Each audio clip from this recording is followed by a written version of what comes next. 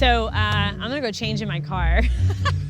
As a young person, I have to intentionally do my part to look older. His hat, and I have sweat marks that are building. We'll keep the heels, but I gotta have some rally clothes on. Oh, you're fine. It's very tinted.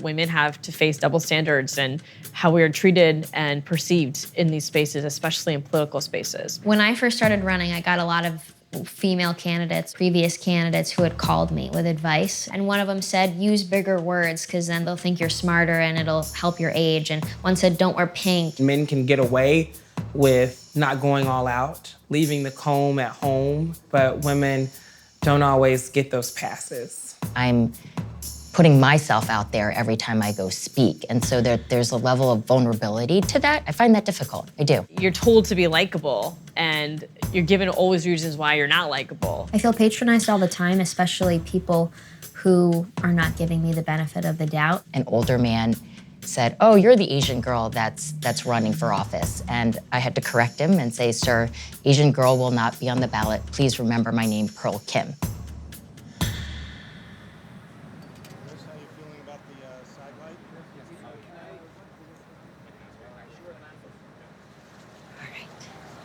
I'm melting quickly. Hi, good morning.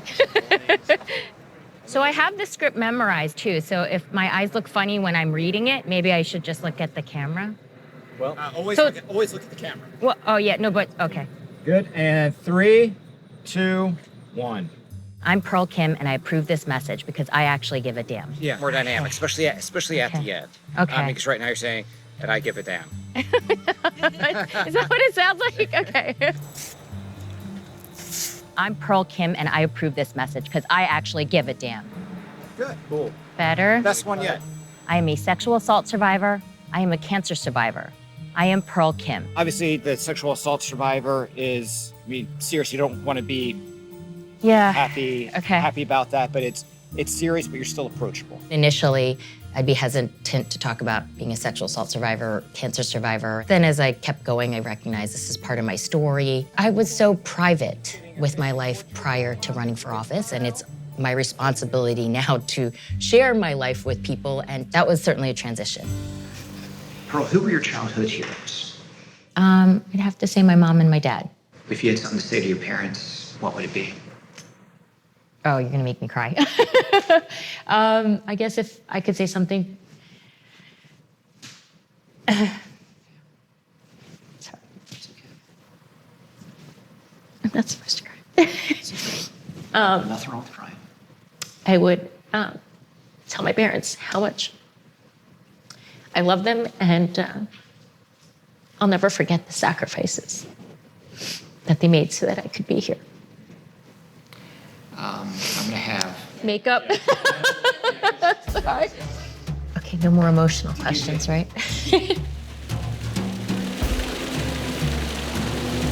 My next guest, she's running for Congress in Pennsylvania's 5th District.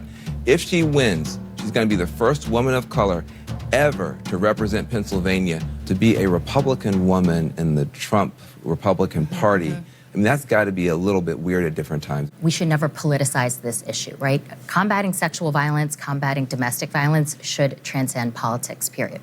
Yeah. It was completely nerve-wracking, yes it was. But you know, it's so exciting. So I was really glad to have that opportunity.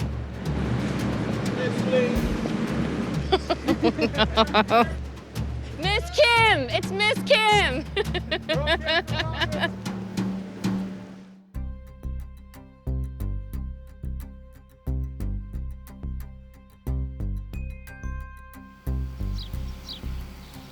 So, hi. I'm writing a piece for Harper's Magazine about feminism in Iowa. And I had so many people tell me I had to talk to you. Sure. The media asked me, how is it like running in a predominantly white state as an African-American woman? I'm not tired of it. I just know I'm gonna get it. You mentioned that you have definitely come upon people who are racist. What has that experience been like for you running? I wouldn't say that I've come across people who are blatantly racist. If I have, I didn't know it. I wouldn't care. I mean, like, You know, even in my neighborhood, there's a house that has a big Confederate flag hanging in the garage. And to me, it's just like, I know where you stand. Thanks for putting that up. Yeah. I won't be knocking on your door asking for money. No, but I'll be knocking on your door asking for your vote, though. I sure will. Really? Oh, heck yeah, I will. Heck yeah. Why? It's bigger than either one of us when I'm knocking on that person's door. This particular office, it's about the vote. And whether you're going to vote for me or not, I still want you to, I want to make sure you're going to participate in the election.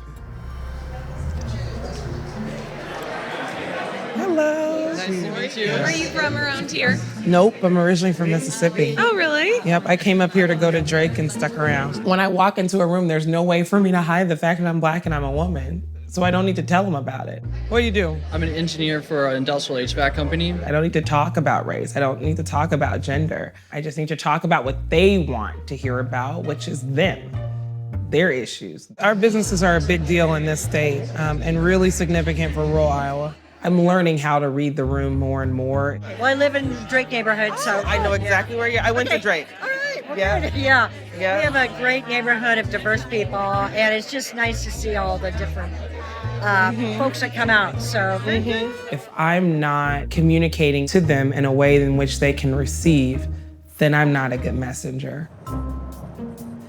Good morning. I did vote for you in the primary, but I sure will now. Thank you.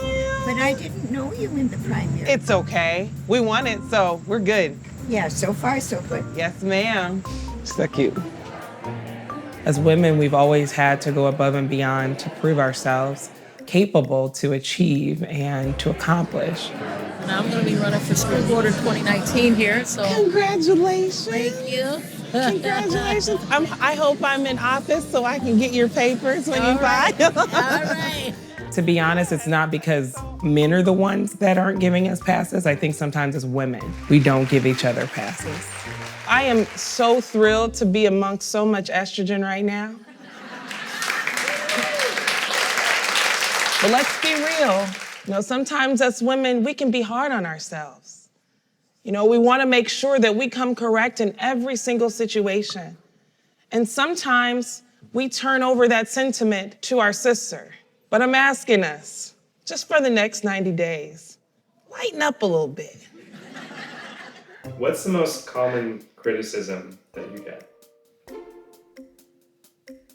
I don't know. Cynthia, what's the most common criticism that I get? If they say it, they don't say it to me, so they say it to her. What is it? Spit it out. So common criticism that I get is that I don't share enough about my work experience and my accomplishments. I don't always feel comfortable sharing those things.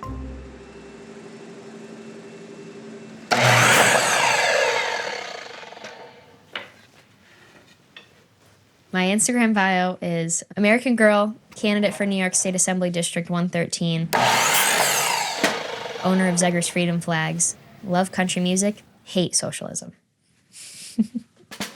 I'm a very patriotic person, and explaining that to people is kind of weird. To be able to say I make handcrafted rustic wooden American flags, they're like, whoa, cool. So she works in a workshop all day and she makes really beautiful patriotic items. I'd say my brand is definitely proud of my values, proud to be conservative, proud of my upstate heritage. So I'm about to do a live interview with BBC about the 2018 elections, about being a Republican candidate and what I think is going to happen. This is my first live interview, so wish me luck. Still to come, we'll look at how the MeToo movement is having an effect on the US midterms, with more women than ever running for office this year. They didn't mention that. All right, we're going for it. We're going for it.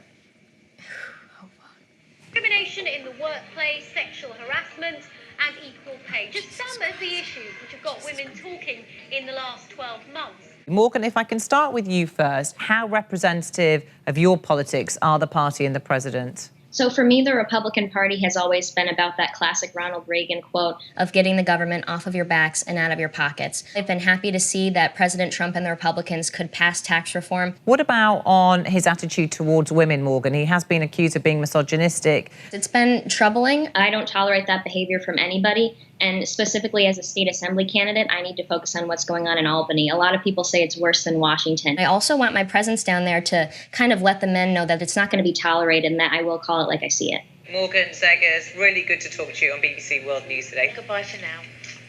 That was so short. Oh, I got some good points out. I'd say I've experienced quite a lot being an ambitious young woman. I've learned a lot from the weird experiences that I've had running at 21. What's the weirdest experience that comes to mind? Yeah, I feel like it's okay that we talk about this stuff now. I think the MeToo movement has definitely helped out with this. I think a lot of times men just don't know the line between professional friend and other than that. This one guy, he messaged me right after I announced and he said, hey, I'm from this politician's team. I'd love to get together sometime so we could talk about your strategy to beat your opponent. And I was like, oh my God, wow, thank you so much. And I'm like so happy. And then the next message was, you don't have a boyfriend, right? Because I'd hate to be that guy. I was like, yes, I do. I do have a boyfriend. Does this mean we're not gonna do that strategy meeting? But that kind of stuff happens quite often and it's not sexual harassment. It's more of just, I feel like women have to balance that act of not upsetting people in a professional setting.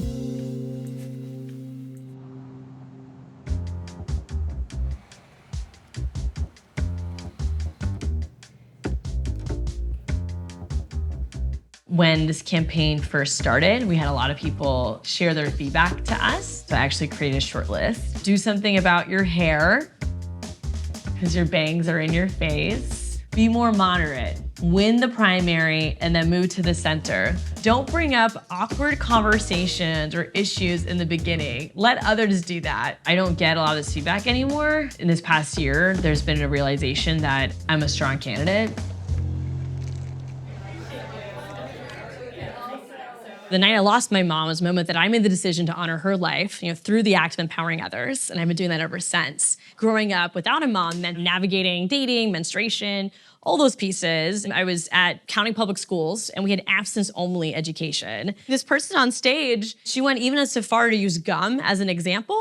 So she asked this young man if he wanted a stick of gum, and before she gave it to him, she put it in her mouth and she chewed it. And took it out and said, now do you want it? Comparing it to a woman that's had sex before, right? Like comparing it to a used, yeah, this is in a public school system, right? But I didn't make a commitment, just wasn't to her, it was to me that one, I would totally have sex before marriage.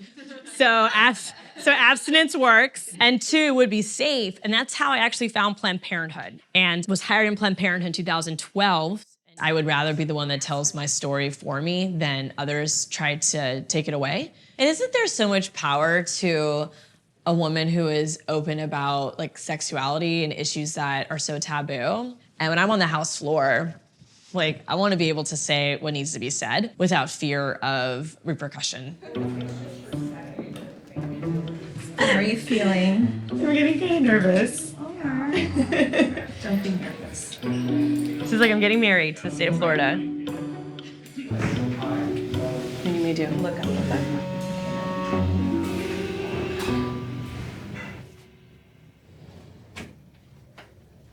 I'm gonna get a moment where she looks at the photo. So, Yes! ready? Mama bear.